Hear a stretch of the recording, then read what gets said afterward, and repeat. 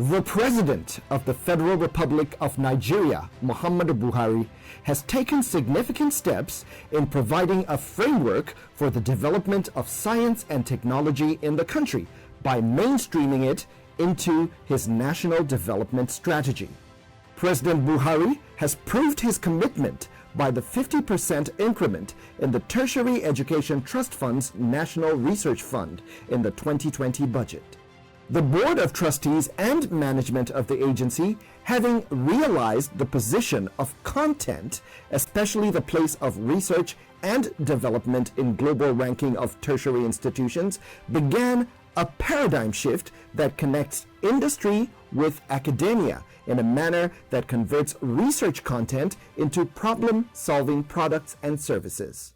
A milestone was reached by this initiative when TETFund inaugurated a 162-member standing committee on research and development. To galvanize our vision towards making R&D the ace and game changer in our national development agenda, the need for appropriate law to support the establishment of this foundation cannot be overstated. We need a robust institutional framework and arrangement for this foundation.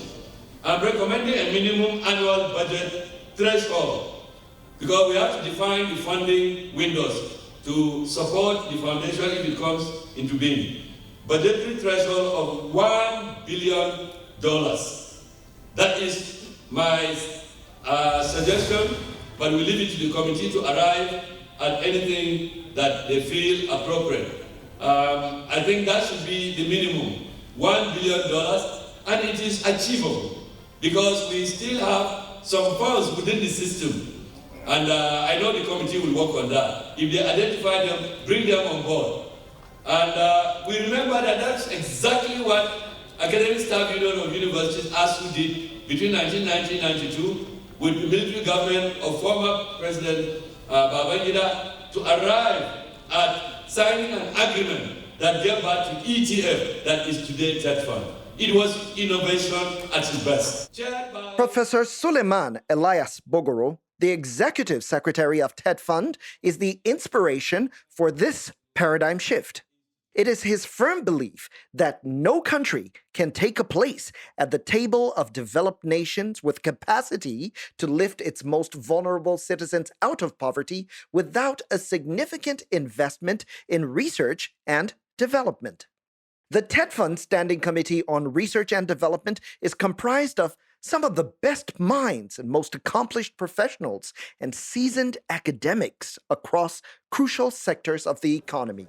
They are charged with the responsibility of bringing their expertise to the table in 13 key thematic areas. The committee galvanized itself into action just minutes after inauguration and has since made considerable progress in developing several technical documents that are ready for adoption. If we didn't have a TCT, Technical Coordination Committee, I better imagine at many stages we would have been struggling. Because we have the very senior people, the job they are doing as committee members is not full-time, don't forget. These people have full-time responsibilities. So we needed some younger elements that will fill the gap and be doing those nitty-gritties, those finer elements that are technically required to define the direction of the committee job. I can tell you there are a lot of things that we have realized courtesy of the implementation of the RDSC. This edition of the Paradigm Shift focuses on feedback from some members of the Technical Coordination Team, which serves as the secretariat of the R&D Standing Committee. They give us an update on the activities of the RDSC. TETFund Research and Development Standing Committee was inaugurated on the 24th of September. The plan was actually very clear to make sure that we fast-track a lot of actions, because you agree with me that Nigeria is belated when it comes to the issue of R&D. So we cannot afford to waste much time. So what really happened was that immediately after the inauguration, that same day, people were divided into thematic groups based on different activity sectors of the economy. So in this context, we need to do what we call simultaneous equation, doing research and at the same time ensuring that that research is giving us development immediately. Urbanization, deforestation, desertification, and overpopulation, and all kinds of pollution are just some of the resultant effects of man's interaction with his environment. These changes occur as people attempt to acquire their seemingly endless desire for food, shelter, recreation, and infrastructural facilities. Nigeria has a total land area of 983,213 square kilometers, occupied by nearly 200 million people. The interaction of these millions of people with their environment has left indelible marks on the landscape. Though wants and desires contribute to the development of the country, the unwise use of land and its resources produce negative impacts on the environment. Things like erosion, things like deforestation, things like desertification, things like pollution, and so on. Pollution both in the air, land, sea, water bodies, and so on. So we're looking at these issues, the problems, and then how are we going to leverage research and development to correct some of the things, that are going wrong in our environment. The country is big and we have a lot of bioresources, that are within Nigeria, and we're supposed to look at where they are located and how we have used them and how we can use research and development to be able to harness more potentials that can come out from our bioresources. Things like gene banking, we should have gene banks that would tell us the different species of animals that we have without having to, go and carry the animal and put them in a zoo, kind of. What are the ones that are good for us? What types, are we supposed to consume? Which ones are we not supposed to consume? As well as doing the same thing for our plants, our seeds. If you don't preserve these things, they will go into extinction. We're also looking at, the Green Wall project that is coming up now. How are we using our resources to make sure that we are not degrading our environment, causing climate change and so on. So in terms of pollution, you're looking at gas flaring. How are we using research and development to harness our gas and then channel it into things that are, very good for us? How are we turning our waste into wealth? How are we utilizing the resources in our water bodies? That's the blue economy. We have a lot of things underneath our waters. What are we doing to harness them?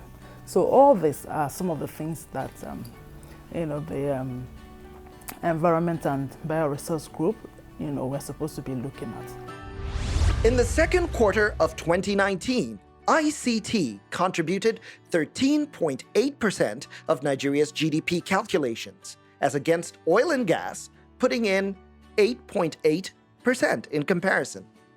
Digital technologies are transforming every aspect of our lives, and ICT will enable Nigeria to take advantage of them in order to become a leading player in the global digital economy. ICT and digital economy, it's really a very, very exciting subject to be in this committee because we see it as a driver for all other sectors, apart from being a sector in itself.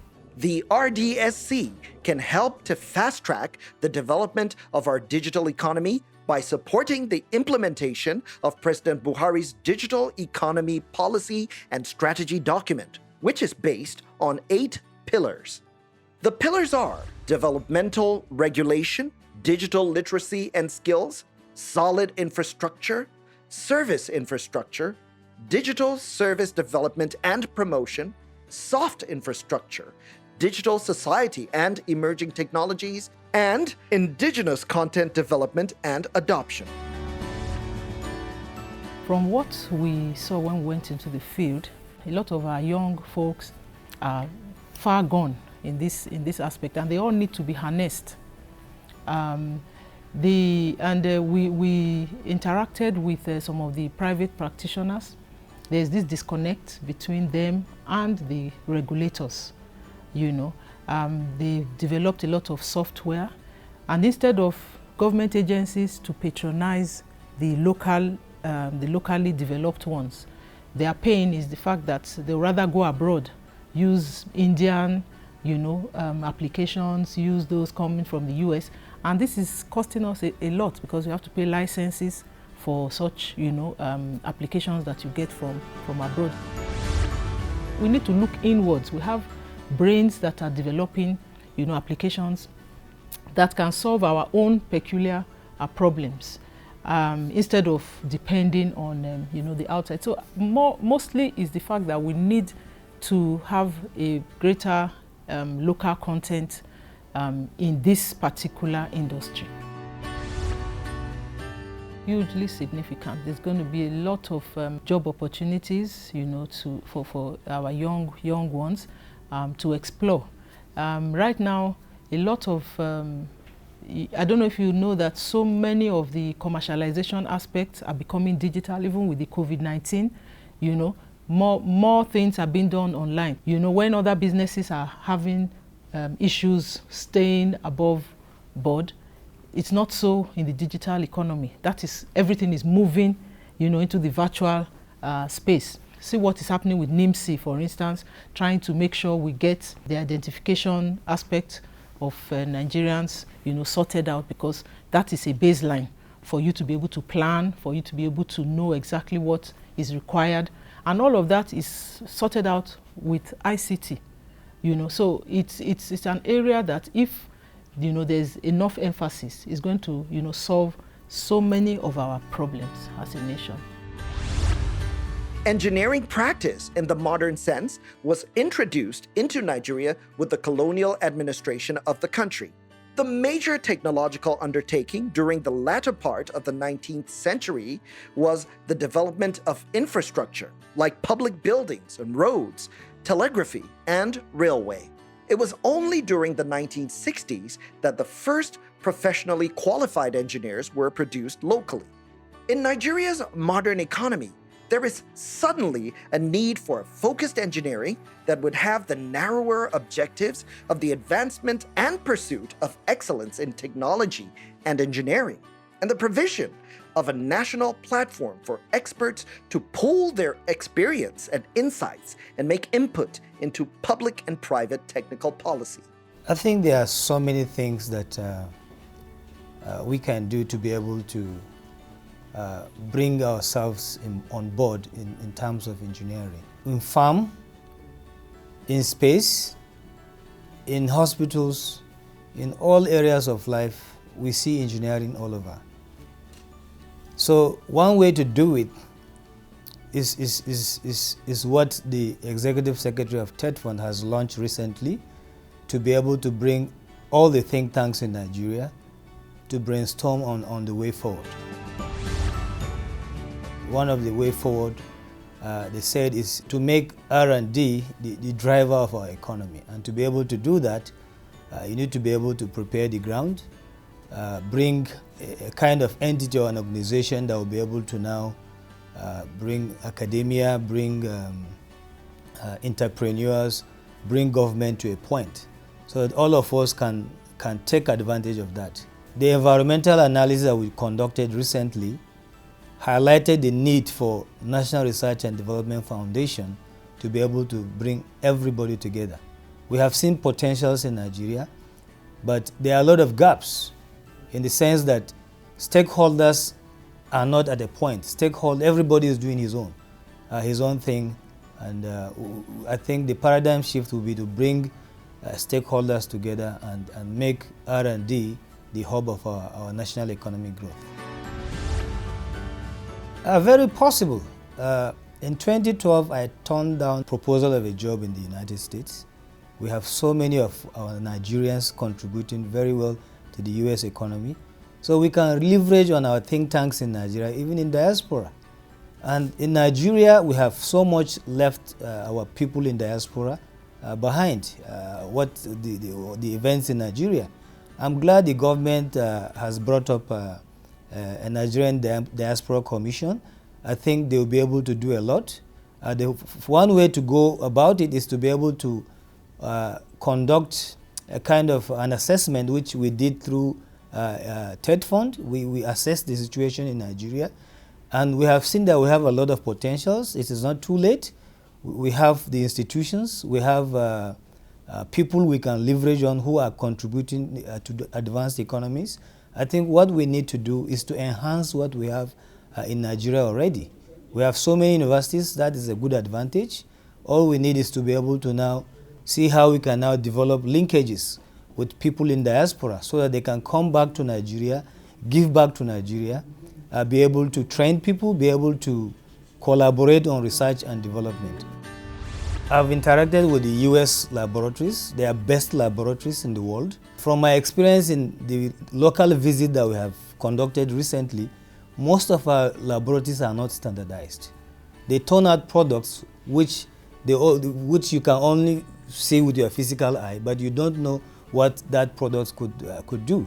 So we are struggling because we don't have standardized laboratories to be able to now look at what we have, look at the local contents we have, and improve it vis-a-vis the products from advanced countries.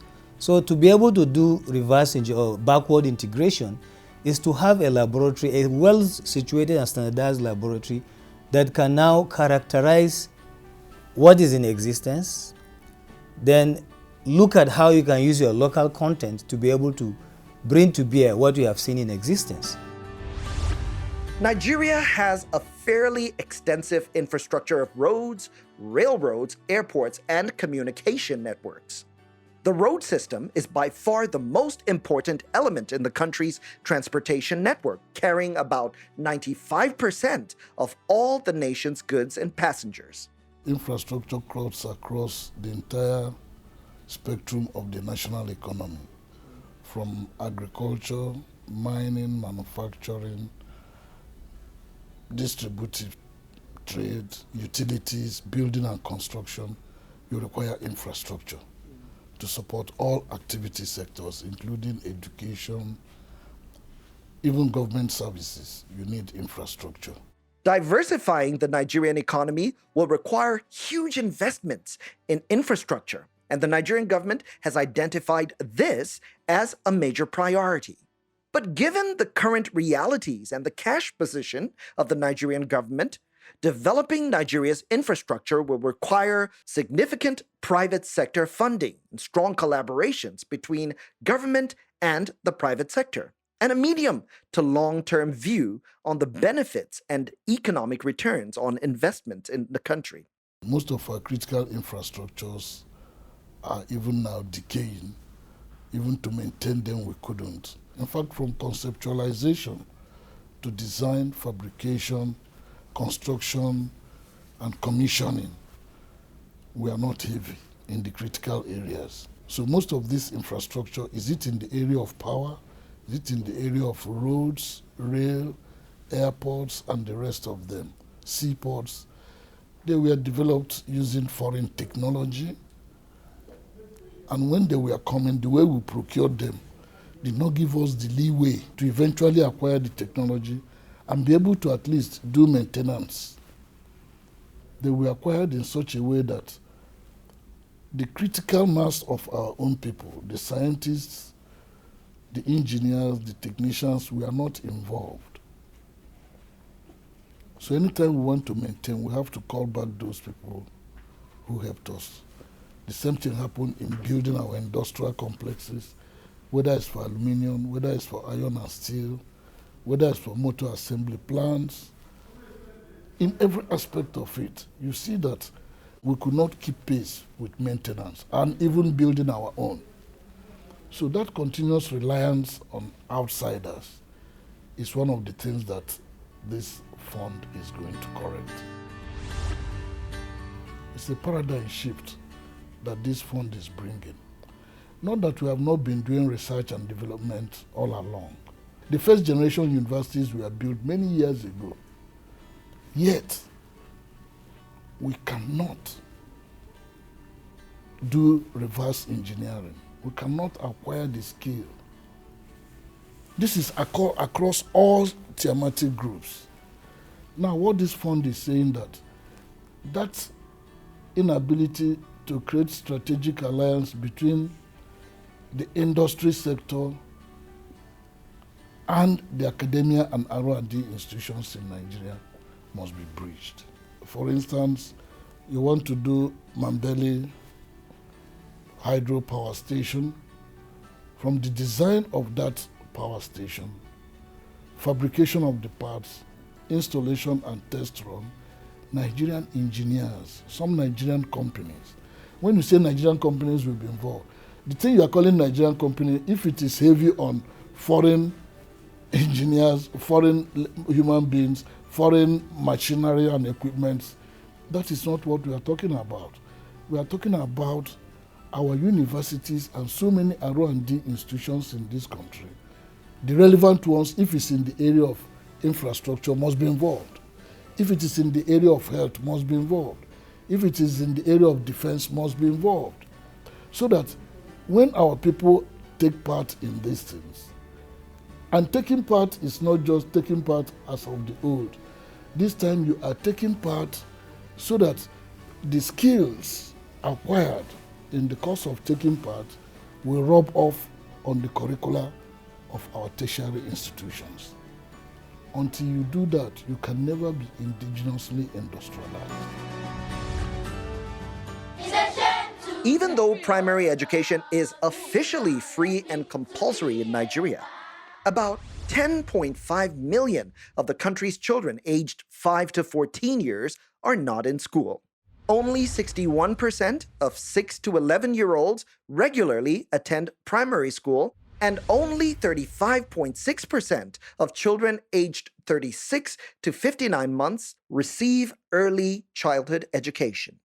The standards of secondary schools, which boast of producing some of the most prominent leaders in society, have steadily declined, due in part to insufficient funding, poor facilities, and a dated curriculum. Education is at the foundation of it all. It's cross-cutting. All the other 12 thematic groups are founded on education, from energy to infrastructure, defense, governance, and all the rest. It begins from education. And from all what they are doing, all of this will end up, a lot of it will end up in curriculum reviews and the way, paradigm shifts in the way we have been doing things. Universities and polytechnics that are supposed to be the nation's hub for innovative knowledge and industry, respectively, have been plagued by perennial strikes. TETFund owes its very existence to the need for a solution to the challenges of tertiary education, a responsibility that the agency takes with all seriousness and dedication. Part of what you see in the field and part of the problems we are complaining about in virtually all the areas, you can trace them to the quality and type of education that we are offering. The shift now, if you notice in the universities, the people, universities exist for several years. No, professors don't have patents. Because that's not the orientation.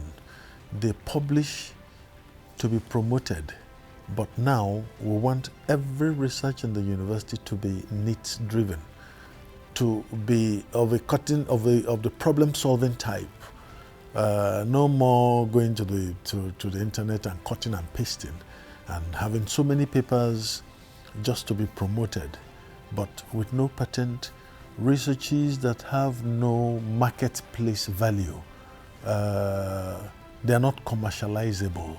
Now we're saying whatever you are doing must solve a human problem so that it can be competitive in the marketplace. Instead of research and development, now we're going into research for development. And that's a paradigm shift. It requires a reorientation of those who work in the university, the basic stakeholders, and it requires a major shift in the curriculum of what we've been doing before. It's not going to be business as usual. It has indeed been a busy time for the TETFund Standing Committee on Research and Development. The change in approach is based on 3 core pillars. First, to have a clear understanding of where we came from and what went wrong. Second, to identify the practical solutions that can solve both fundamental and emerging problems that could threaten our knowledge economy. And third, to implement policies that unite industry, academia, and government in one purpose: the development of systems, products, goods, and services that will lead to prosperity and elevate the quality of life of all Nigerians. And that is the paradigm shift.